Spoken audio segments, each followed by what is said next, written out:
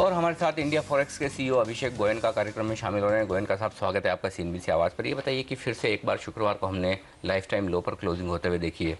रुपए में कितनी कमजोरी और आने की आशंका दिख रही है? आज के सेशन में किस तरह की शुरुआत हो सकती है रुपए की? देखिए, आज के सेशन में ऐसा लग रहा है कि रुपया हो सकता है फ्लैट खुले, क्योंकि काफ़ी कुछ मूवमेंट नहीं हुई है ओवरनाइट। कोई ऐसी इन्फॉर्मेशन भी नहीं आई है ग्लोबली, तो हो सकता है फ्लैट खुले। बट ये देखना बहुत ज़रूरी होगा कि अगर आज मार्केट खुलने के बाद 20-30 पैसे रुपए ऊपर जाता है तो डेफिनेटली ये 55 तोड़ता हुआ नज़र आ रहा है हफ्ते 2 हफ्ते में।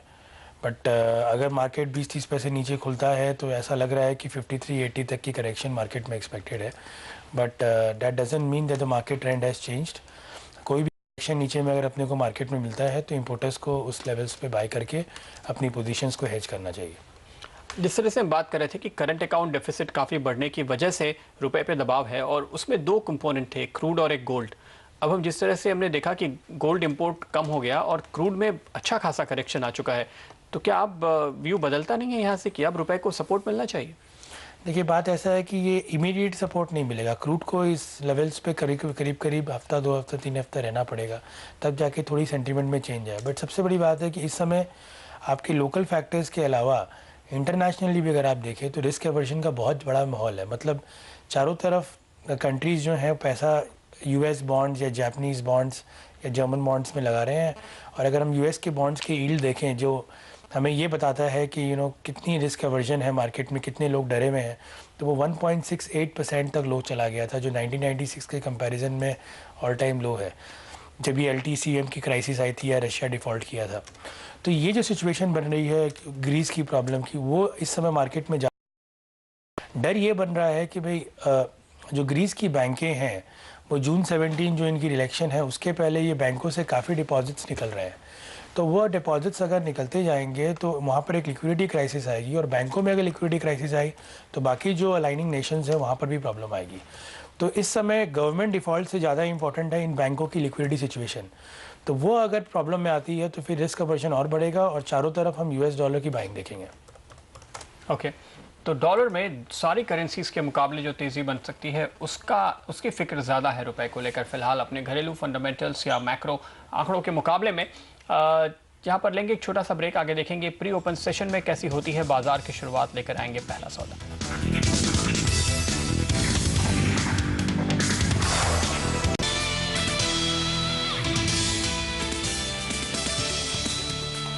एक्सपर्ट जुड़ रहे हैं हमारे साथ आज के सेशन की रणनीति देने के लिए।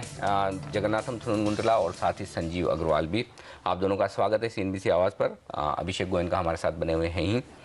सबसे पहले संजीव, टेक्निकली आपसे राय लेना चाहूँगा। कल हमने शुक्रवार के सेशन में हमने एक पुल बैक ज़रूर देखा, लेकिन 4900 के ऊपर टिककर बंद होने में हम नाकामयाब रहे। क्या टेक्निकली बाजार में अभी भी पुल बैक की जगह है और कितना ऊपर हम जा सकते हैं, और अब सपोर्ट निफ्टी के लिए कहाँ है? देखिए, वैसे जैसे निफ्टी का डाउनसाइड टारगेट जो था 4880 था, ये करीब उससे 90 पॉइंट नीचे जा चुका है ऑलरेडी, 4790।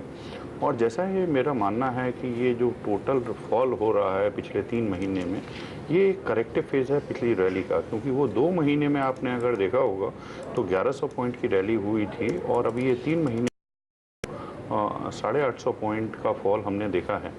तो उस हिसाब से ये क्लियर है कि जिस स्पीड से चढ़ा था उस स्पीड से गिर नहीं रहा है। तो ये करेक्टिव स्ट्रक्चर की निशानी होती है। और ओवरऑल अगर हम ये देखें, ये एक टिपिकली फ्लैट पैटर्न कहलाता है, जिसमें 61.8% से ज़्यादा रिट्रेसमेंट होता है और अप टू 100% रिट्रेसमेंट तक हो सकता है।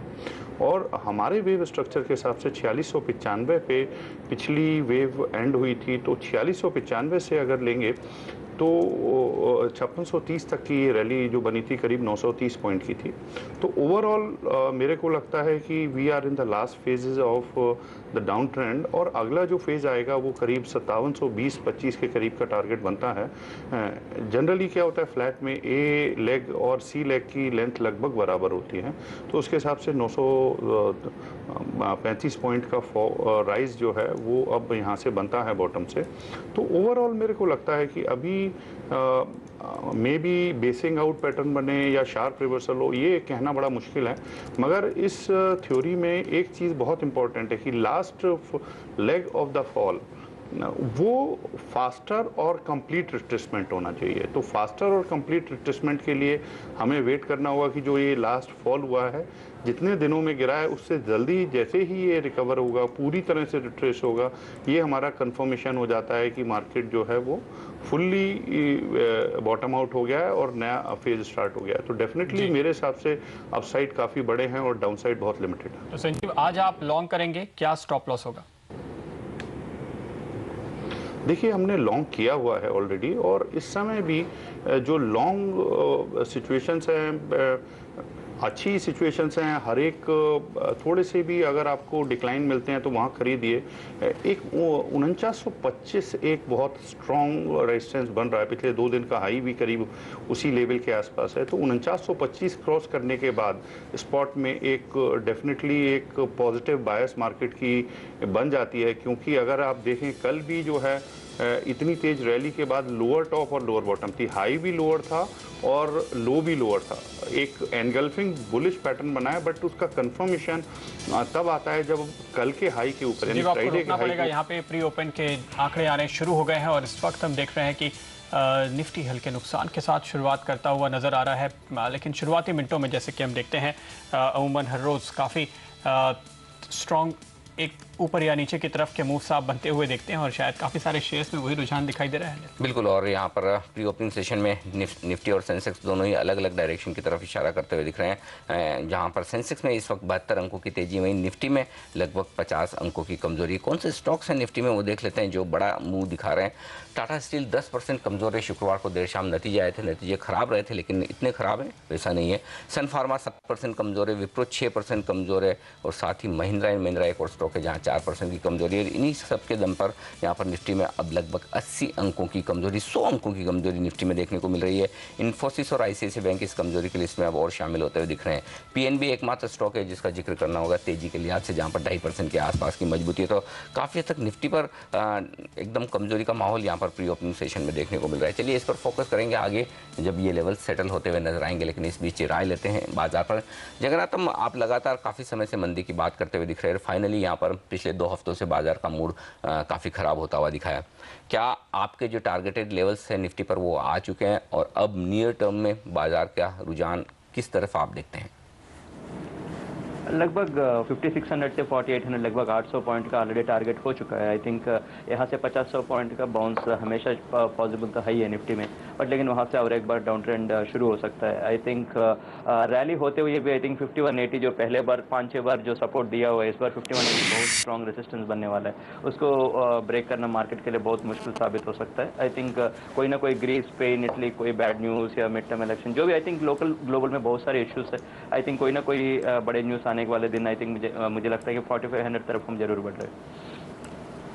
ओके, और इस बीच फॉरेक्स मार्केट की शुरुआत होती हुई और फ्लैट सा ही है कहना चाहिए, मुश्किल से 2 पैसे का फर्क यहाँ पे पड़ता हुआ 54-44 के लेवल्स फिलहाल नजर आ रहे हैं। तो रुपया कमज़ोर आप कह सकते हैं, लेकिन हार्डली कोई मूव है यहाँ पे फिलहाल जो आपके सामने इस वक्त स्क्रीन पे दिखाई दे रहे हैं। अभिषेक गोयनका हमारे साथ बने हुए हैं। अभिषेक, इस वक्त आप क्या राय दे रहे हैं अपने क्लाइंट्स को, जो इंपोर्टर्स हैं और जो एक्सपोर्टर्स हैं?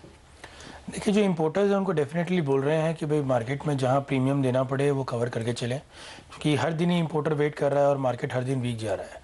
साथ साथ में ये मेरी एक्सपेक्टेशंस है कि जो कॉस्ट ऑफ फंड है जिसके बेसिस में इंपोर्टर्स आज रोल ओवर कर रहे हैं अपनी सभी पेमेंट्स को 6 महीने 1 साल भर के लिए, मुझे ऐसा फीलिंग आ रही है कि ये कॉस्ट ऑफ फंड एक्सपेंसिव होना चाहिए फ्यूचर में, क्योंकि जैसे जैसे हमारी कंट्री की इंस्टीट्यूशंस डाउनग्रेड हो रही है और कंट्री की रेटिंग डाउनग्रेड होने की चांसेस है, प्लस डिमांड जैसे जैसे इन चीप फंडों की इंक्रीज़ हो रही है, तो मुझे ऐसा लगता है कि ऐसा समय आएगा जब ये फंड्स की कॉस्ट ये जो फंड्स हैं इनकी जो कॉस्ट है ये एक्सपेंसिव हो जाएंगी एंड एक साथ में डॉलर की डिमांड मार्केट में आएगी। तो मेरे हिसाब से जो इंपोर्टर्स हैं वो काफ़ी कॉशियस चलें, हेज करके इंपोर्ट पेमेंट्स करें, ज़्यादा पोजीशंस को ओपन नहीं रखें। साथ साथ में जो लॉन्ग टर्म लायबिलिटीज़ हैं वो भी अपने ऑप्शंस वगैरह लेके उनको हेज करें।